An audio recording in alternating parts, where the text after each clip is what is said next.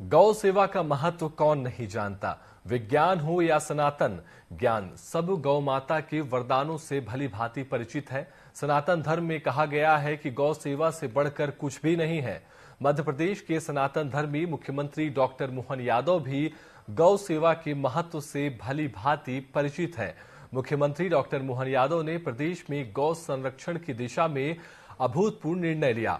गौ संरक्षण की दिशा में किए जा रहे प्रयासों को गति देते हुए डॉक्टर मोहन सरकार ने अनुकरणीय पहल की है। प्रदेश सरकार से भारतीय नव वर्ष अर्थात इस चैत्र माह से अगले वर्ष तक गौ वंश रक्षा वर्ष के रूप में मनाने के साथ ही गौ संरक्षण की दिशा में अनेकों महत्वपूर्ण निर्णय लिए हैं। यह सार्थक पहल मुख्यमंत्री डॉक्टर मोहन यादव की संवेदनशीलता और उनके अनन्य गौ प्रेम को उजागर करती है। देखिए मोहन के गौ प्रेम पर यह खास रिपोर्ट।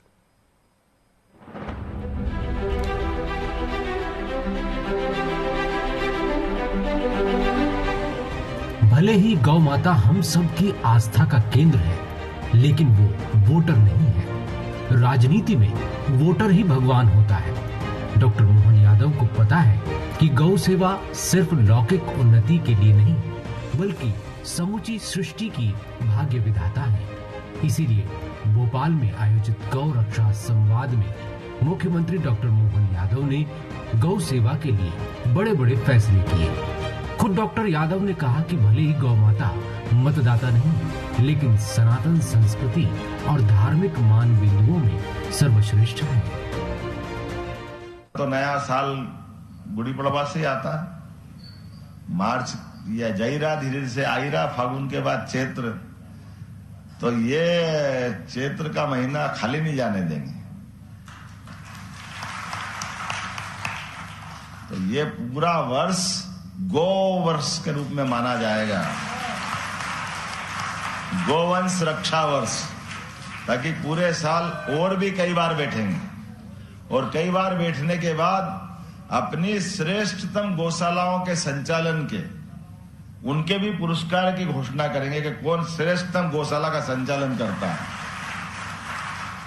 अपने आने वाले समय में 2, 4, 5 साल के टारगेट लेकर के गौशाला अपने पैरों पे खड़ी हो जाए, इस दिशा में भी प्रेरित करेंगे। राजधानी भोपाल के कुशाभाऊ ठाकरे सभागृह में मध्य प्रदेश में गौशालाओं के बेहतर प्रबंधन पर आयोजित हितधारकों की कार्यशाला गौ रक्षा संवाद में डॉक्टर यादव ने न केवल भरपूर समय दिया, बल्कि कई महत्वपूर्ण घोषणाएं भी की। सीएम ने ऐलान किया कि बरसात से पहले सड़क पर एक भी लावारिस गाय नहीं रहने दूंगा।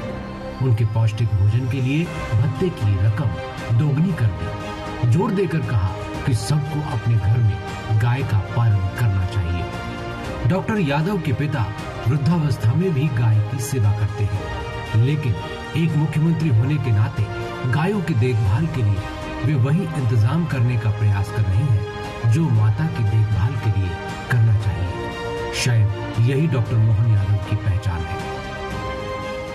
के अंदर गौशाला बनाना, गौशाला चलाना पवित्र काम है, पर पहला प्रयास ये होना चाहिए कि गौशाला के बजाय घर घर में गाय पाले लोग, अपने खुद के घर में गाय।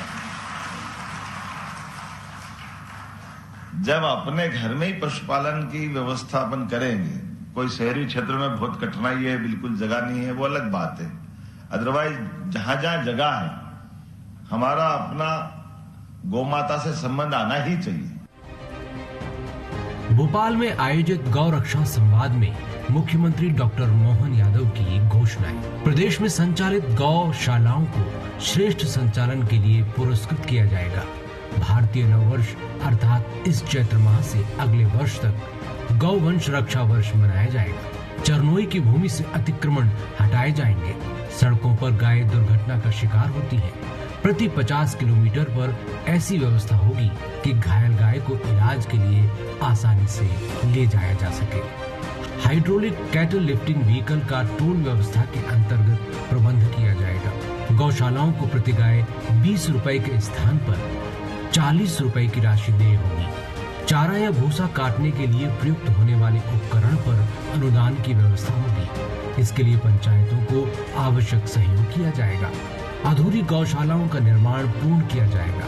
इसके लिए मनरेगा से भी राशि का उपयोग होगा। नई गौशालाएं भी प्रारंभ की जाएंगी। गौवंश विहार विकसित किए जाएंगे। मुख्यमंत्री डॉक्टर मोहन यादव ने कहा कि हमारे देश में गाय पालना, गौशाला चलाना पवित्र कार्य है।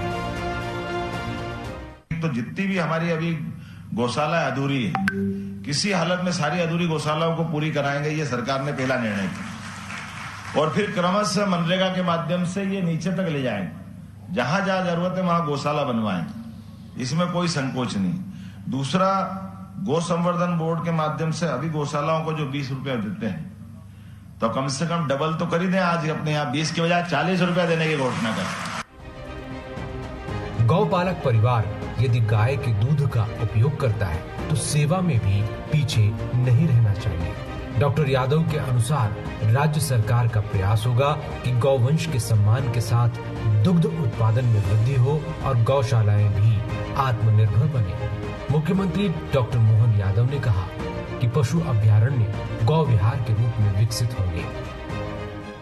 लेकिन हमारे यहाँ सदैव से यह रहा है कि केवल कृषि आय पे निर्भर नहीं रहता किसान। रोजमर्रा के खर्चे के लिए पशुपालन का भी उसके पास व्यवसाय होना चाहिए। और पशुपालन के व्यवसाय होने के नाते से माननीय मंत्री जी के साथ हम गुजरात भी गए थे, अमूल डेयरी वाले के साथ, सांची वालों को भी लेके बैठे। कैसे भी करके ये दूध का उत्पादन भी बढ़ाया जाए और उसके परचेज करने के बाद उसके उपयोग की लेकर के सरकार क्या प्रोत्साहन दे सकती है, इस पे भी काम कर रहे हैं आने वाले समय में। इसलिए अपनी गौशालाओं के बारे में आपका अच्छा सुझाव आया कि गौशाला की आय के साथ गौशाला अपने पैरों पे खड़ी होना चाहिए। हमारे लिए गौशाला केवल हम अपन किसी आगे हाथ फैलाएं ये पर्याप्त नहीं। गौ माता भी रखें, लेकिन दूध की भी गंगा बहना चाहिए, उसमें क्या फर्क पड़ता है। डॉक्टर यादव ने कहा कि मंत्रिपरिषद की बैठक में इस वर्षाकाल के पूर्व सड़कों पर बैठने वाली गायों की समस्या के दृष्टिगत रखते हुए समुचित प्रबंध करने के लिए मंत्रणा की गई है। डॉक्टर मोहन यादव मध्य प्रदेश के मुख्यमंत्री एक ऐसे नेता हैं जो अपनी राजनीतिक प्रतिबद्धता के साथ साथ गौ सेवा के प्रति समर्पण के लिए भी जाने जाते हैं। चुनावों के समय जब अधिकांश नेता वोटों पर ध्यान केंद्रित करते हैं, डॉक्टर यादव गायों की भलाई के लिए चिंतित हैं। डॉक्टर मोहन यादव गायों के प्रति अपनी सहानुभूति और समर्पण के लिए एक प्रेरणादायक उदाहरण है। उनकी पहलों से गायों की स्थिति में सुधार होगा और उम्मीद की जानी चाहिए कि गौ सेवा के प्रति जागरूकता भी बढ़ेगी। Bureau report, TV24 Bhopal.